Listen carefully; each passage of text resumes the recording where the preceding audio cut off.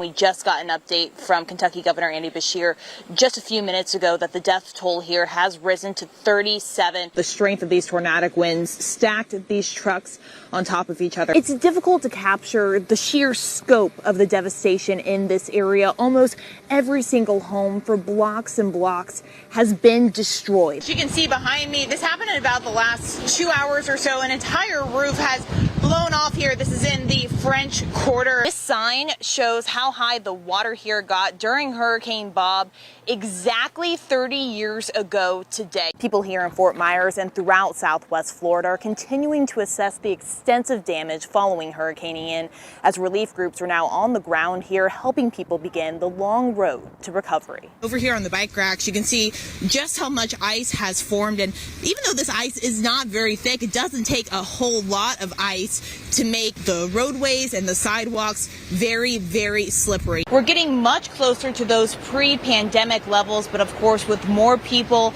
comes longer lines. He was perfect. Baby Chase's aunt describes him as his family's pride and joy. He was home with his parents Andrew and Charity Oglesby Friday night when the tornado came through. Chase didn't survive. Adorable. Chunky. And he was always happy and smiling. So he was great. He was my only nephew. Andrew and Charity are still in the hospital. Their family returned to what's left of their home Tuesday to salvage what they could. It just that it hit so fast and that they tried to take cover, but they were just kind of blown, and everything's gone. I mean, there's nothing they could have done he did all that he knew that he thought was right. Chase is one of the youngest victims here. The devastation hitting this town of just a few hundred people hard. We all hid underneath the steps in the basement, and my husband was in crouching position just as it hit the house. But the support from the community has been getting them through, from volunteers helping remove trees and debris, to some people finding precious family photos hundreds of miles away, even in Ohio, and working to get them returned. Is their baby pictures of my kids and personal belongings of them when they're babies, so that means a lot to me. We're just grateful for everybody's help. We've had people that we don't know, total strangers helping. Food, donations, prayers, all of it. We just can't thank everybody enough. And keep them coming. Reporting in Bremen for AccuWeather, I'm Kim Leoffler.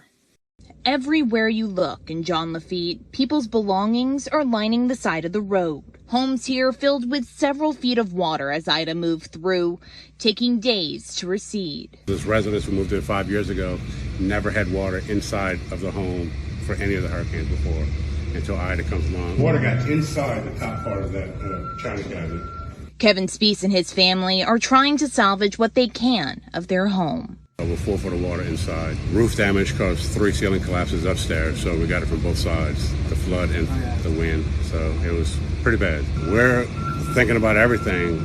How long is it going to take to rebuild? When are our kids going to get back to school? We're just looking for a sense of normalcy to come back into our lives. Some areas like Barataria were completely cut off when the bridge leading there was destroyed. The National Guard brought in this floating bridge this week so first responders can get to the area. It was a very, very scary time for those people. And they had flood, wind damage. They couldn't get to the house to even check it.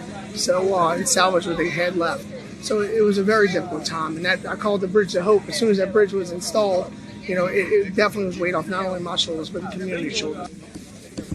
But despite what they've lost, many in and around this community came together to give supplies and meals to their neighbors. A reminder that they're not alone. This is going to be a long haul. It's going to be a long, tough, very tough few weeks, but every day we're making progress together. As a community, every day we're taking the right steps to get our lives back and build momentum. So we're going to come back with a vengeance. The storm knocked us on our backs. It's going to take us a bit to get back up. We're going to stand up stronger and taller. Lafitte's going to have a triumph to come back, trust me. Reporting in John Lafitte for AccuWeather, I'm Kim Leoffler. Tucked away off a dirt road 2 hours east of Atlanta, we just love to be out here. Sit just a few houses and not much else. The town of Sharon, Georgia is home to just over 100 people. The county is the least populated in the entire state. Extremely peaceful. Far away from the big city. The huge amount of nighttime lights just washes everything out in the sky. Gives the people here a chance to explore a world beyond our own. The astronauts going to the moon, they were my heroes. It's what brought people like Ed Albin here, an astronomy buff from a young age. I followed all of the missions to the moon and recall as an 8-year-old sitting on the carpet in front of a black and white TV watching Neil Armstrong walk on the moon in 1969. When I was in high school, I acquired a small telescope and learned the constellations and really have had the astronomy bug ever since. He's one of the newest owners at the Deer Lake Astronomy Village, which has been around since 2006, one of just a handful of similar spots across the country. There's 26 plots of land here where many people have their own observatories outside their home, giving them a look into deep space. These are two galaxies. This is the main galaxy here, and there's a galaxy here, and they have passed one another. Weather plays a key role in the day-to-day operations here, too. They're always keeping an eye on the forecast to know when the skies are going to be clear to open up their roofs and get their next shot. These galaxies are hundreds of millions of light years away. This one here we call the Hamburger Galaxy. But it's not all just for fun. They'll submit their images and data to organizations like NASA. If there are storms, dust storms on Mars, cloud events on Jupiter or Saturn, that's actually valuable scientific information that we can catalog.